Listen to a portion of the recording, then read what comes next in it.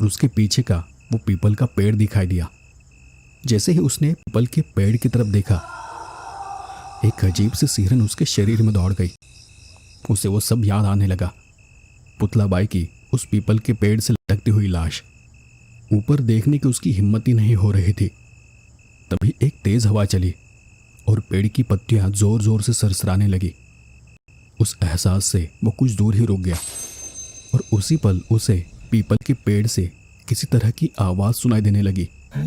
वो आवाज़ बहुत डरावनी और अजीब सी थी। उसमें एक तरह की निगेटिव एनर्जी और खिंचाव साफ साफ महसूस हो रहा था।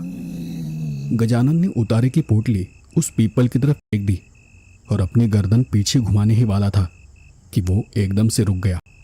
उसे अपने आंख के कोने से कुछ हिलता हुआ नजर आया। वो बिना हिले वहीं पर खड़ा हो गया। उसका शरीर कांपने लगा। पूरे शरीर से पसीना बहने लगा था और उसे याद आया कि दादी ने कहा था कि पीछे मुड़ना नहीं है।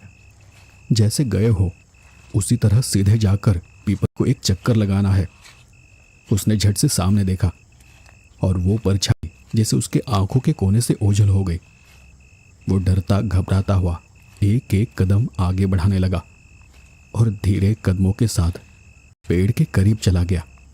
जैसे ही पेड़ के पास गया और चक्कर लगाने कुछ कदम आगे बढ़ा, उसे पीछे से किसी के कदमों की आहट सुनाई दी।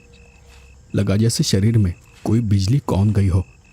वो मन ही मन में भगवान का नाम लेने लगा और फिर आगे आगे चलने लगा।